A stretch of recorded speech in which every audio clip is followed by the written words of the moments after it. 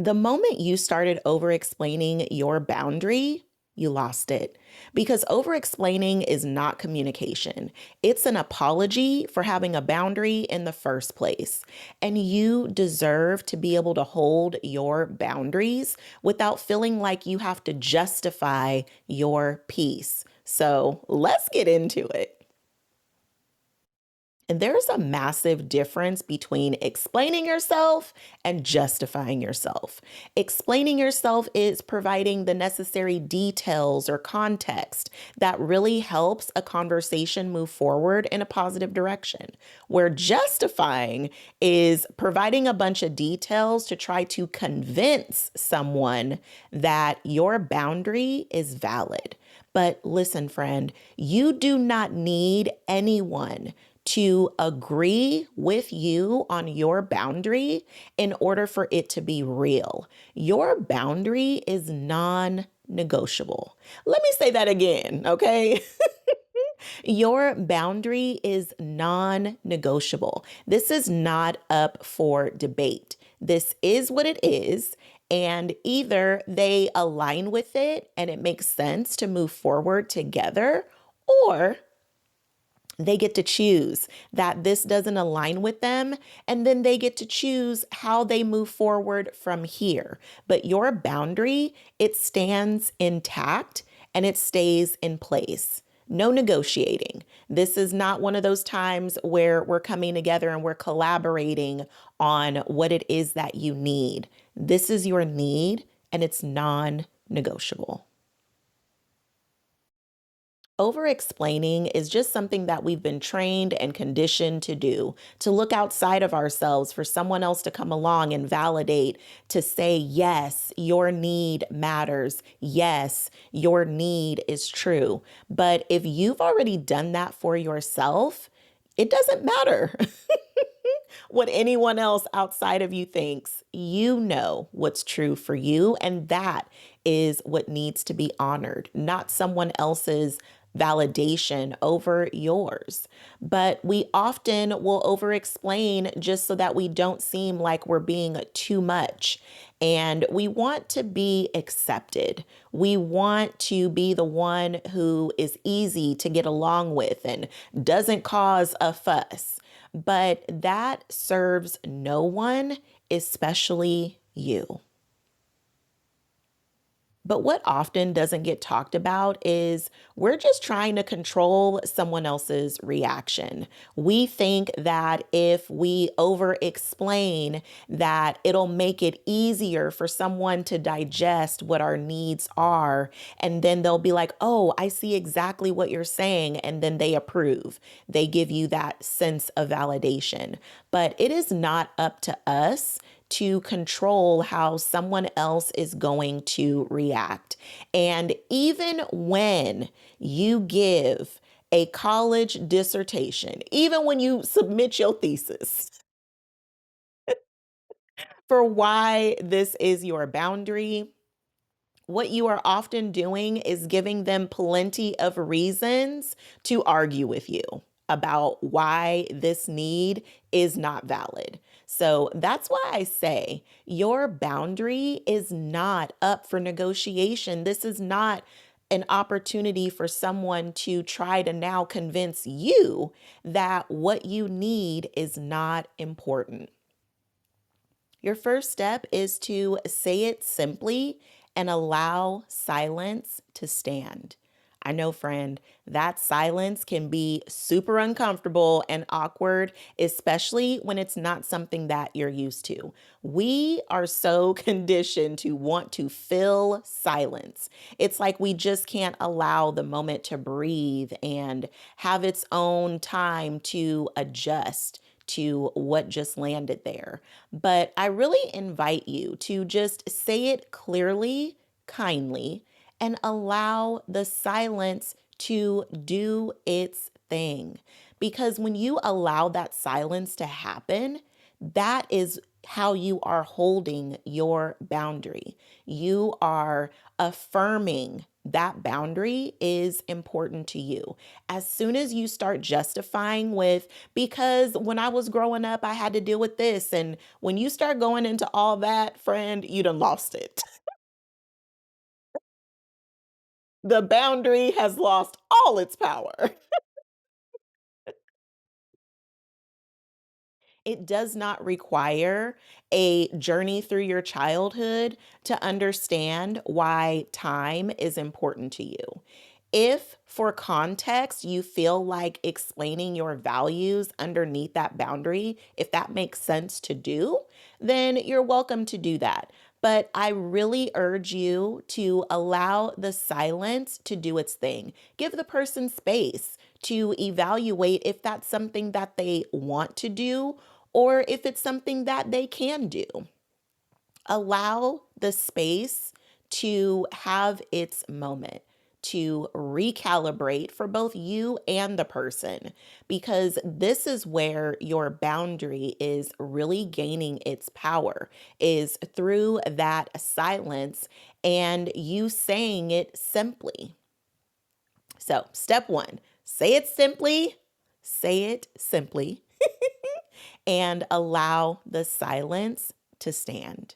You could do it, friend. I promise. Step two, hold it without defending it. Yes, friend. If you get pushback from somebody after you've expressed a boundary, you can simply restate your boundary and hold firm. You don't have to take this as an opportunity to renegotiate your boundaries. We are not whipping out the notepad and doing a pros and cons list. That is not what this is, because the moment you start renegotiating is the moment your boundaries lose their power. So, this is the time where you just restate your boundary and hold your position.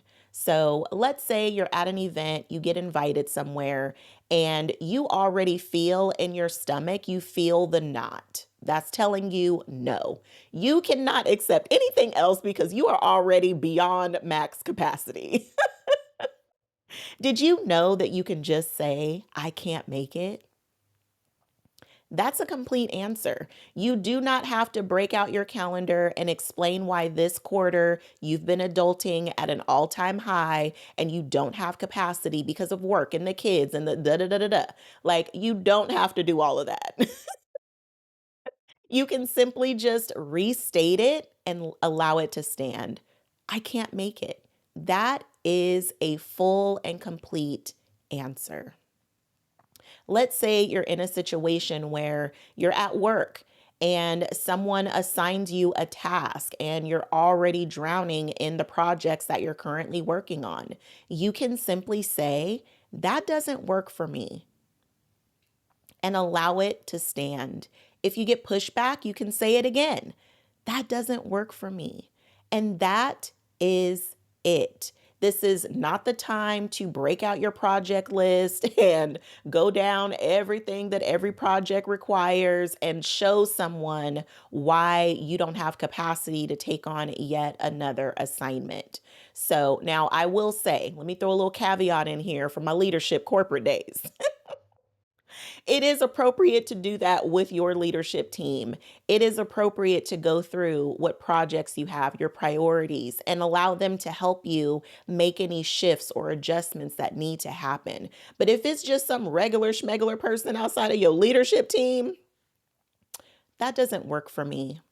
And that's a complete answer. Okay. So restate your boundary and allow the silence to do its thing. Your boundaries are not up for negotiation. Okay. Okay. I really invite you to understand what is underneath the hood of your boundary, because 10 times out of 10, it reflects some values or something that is truly important to you. I had a client who was dating, and there was a guy that she liked. They had been out on a few dates. And he had been late every time that they met, with the exception of like once. And she was really struggling with this because time was something important to her. And when she expressed it to him, he just kind of blew it off and said, you know what? I'm always running late. And so I asked her, what does time really mean to you? For her, it showed her she was valuable and important enough for him to make the effort to be on time. It was a sign of respect that he respected his time and hers.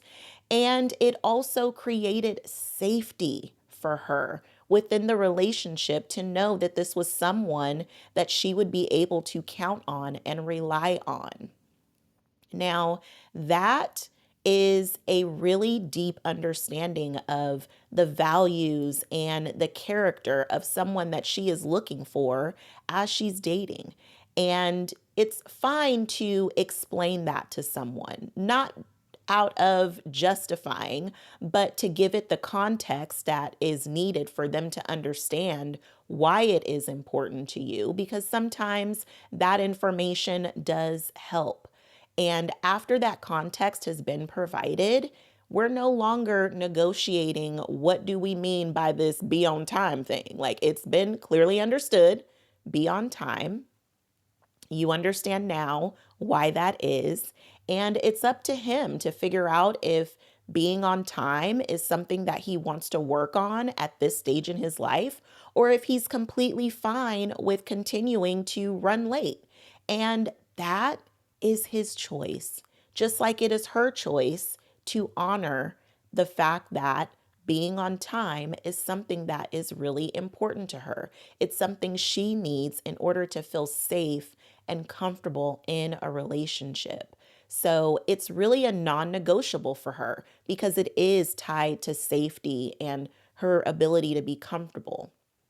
So that is what I mean about inviting yourself to explore underneath the hood of your own boundary, because there is often something of deep importance to you that's underneath that. And you need to understand what that is in order to effectively communicate your boundary, not over explain, not justify, but say it simply.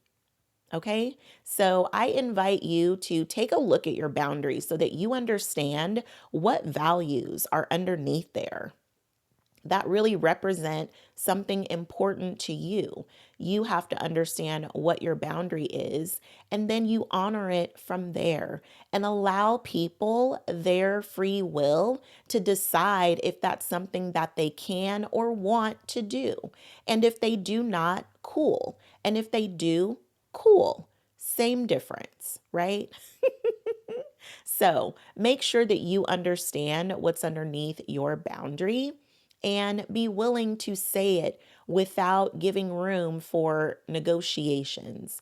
Say it simply and allow the silence to do its thing. And then hold the boundary. It needs you to honor it. And that is how you hold it twice. When you dilute your boundary by over explaining it, it loses its power. But when you say it simply and kindly, then you are holding it and expressing it straight up, no chaser. So go ahead and leave me a comment below and tell me, what is one area that you find it hard to hold up your boundary without over explaining? Oh, friend, I can't wait to meet you in the comments and support you there. And I will see you in the next video tomorrow.